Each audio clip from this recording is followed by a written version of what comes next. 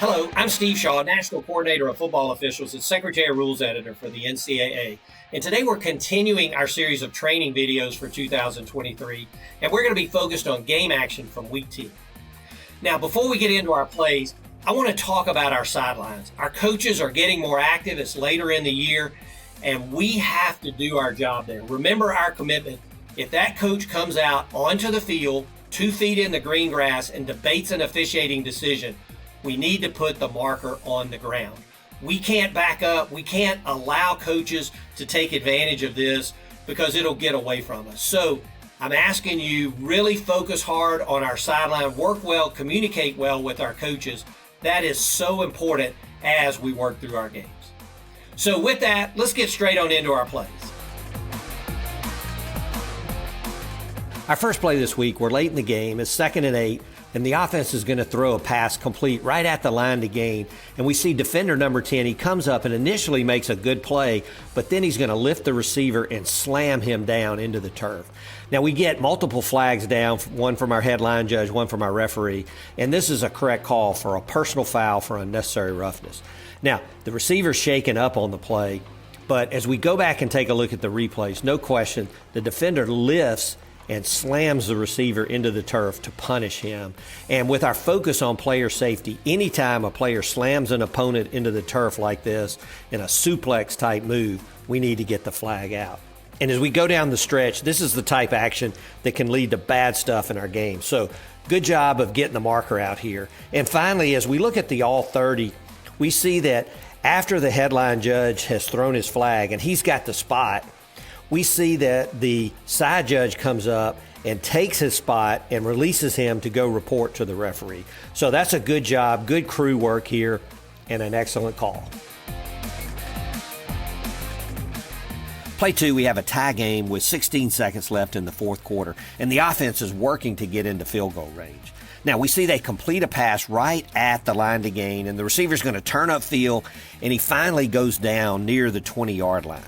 Now, the clock stops at 8 seconds momentarily for the first down, and we see that the offense rushes out their field goal unit. Now, we know that late in the half, if the offense is out of timeouts and rushes their field goal unit out, that Team B should reasonably expect Team A will kick a field goal, and we do not go into substitution mechanics. So here, initially, we don't go into our substitution mechanics, and that's proper. The referee restarts the clock when the ball is ready. But now the offense is going to decide to spike the ball, and they recall all their kicking team. And in the chaos of the moment, the defense is going to substitute.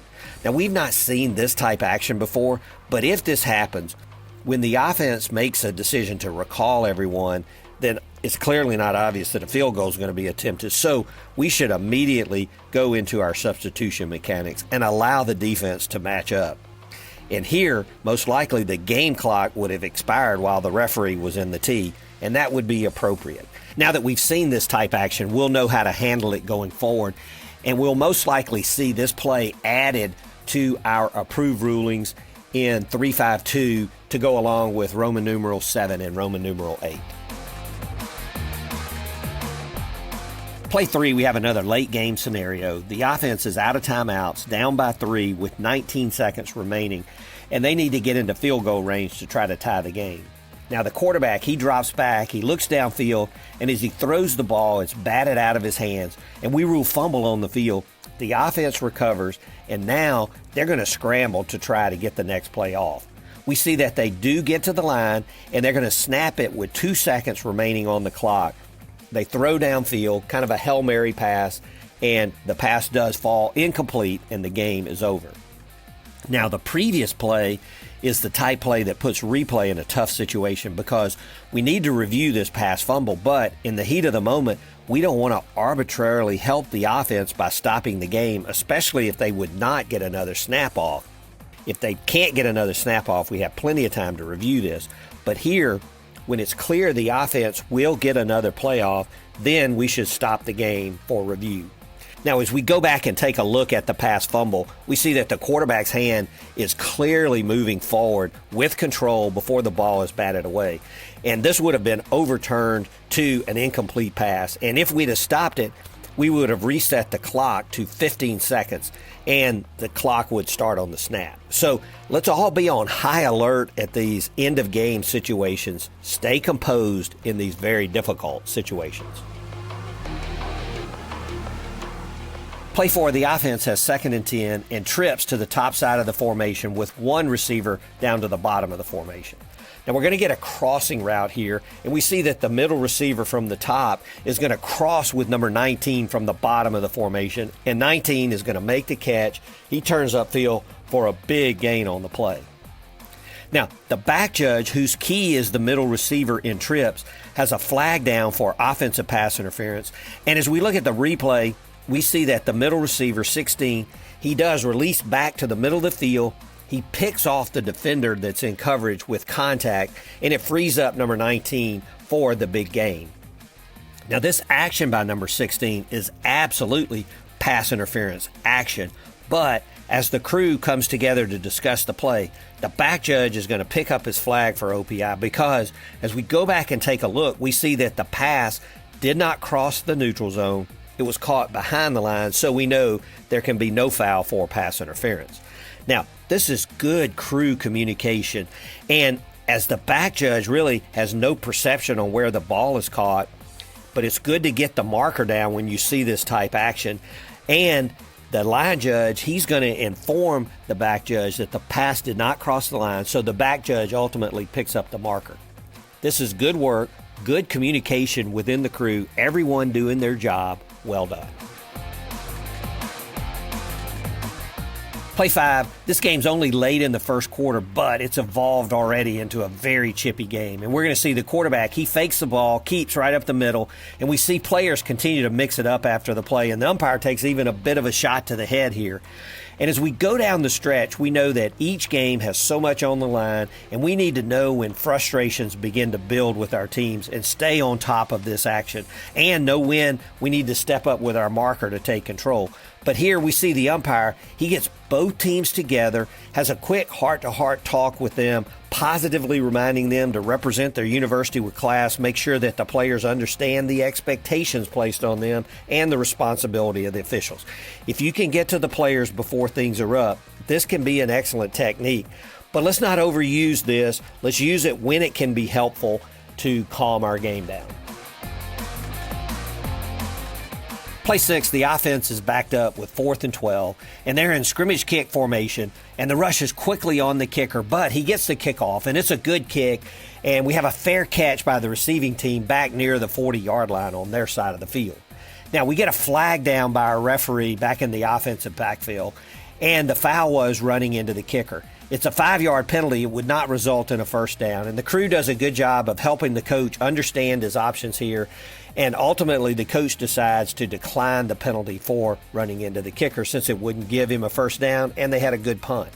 But as we go back and take a look at the action on the kicker, and we get a ground-level view that's similar to the center judge's view here, we see that there is very little contact with the kicker. And remember that incidental contact to the kicker is not a foul.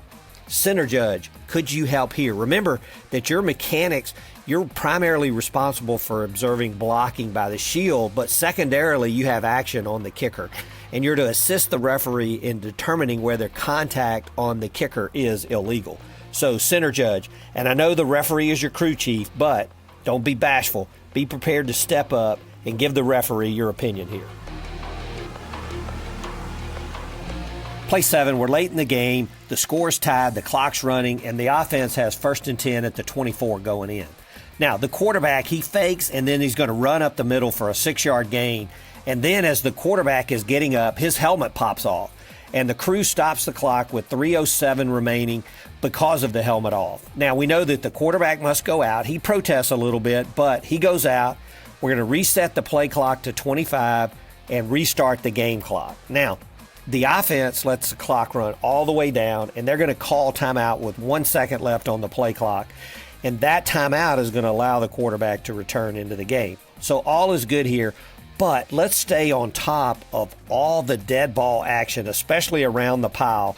And we see here on a replay that a player snaps the feet out from under the quarterback well after the play is over, and that action causes the helmet to come off. And then if we go back and take a look at the line feed, we see that it is number 2 of the defense that pulls the quarterback's feet out way after the play is over. So let's make sure that we don't leave action at the dead ball spot too soon. Our last play this week, the offense faces 4th and 1, and their formation looks as if they're going to potentially run the quarterback sneak with a push from behind play. So we know that back in 2013, the rules were changed to allow teammates to push the ball carrier to assist in forward progress. And so it was no longer considered a foul for assisting or helping the runner.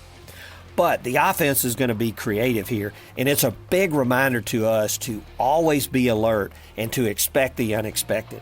So the quarterback takes the snap, the defense reacts to the potential sneak, but the quarterback's going to hand the ball back through his legs to back number 5, and he takes off for a first down and then a big gain. And this handing is legal. It's a creative alternative to the quarterback sneak with push. And behind the line, we know that the ball can be handed in almost any way, forward, backward, to another back.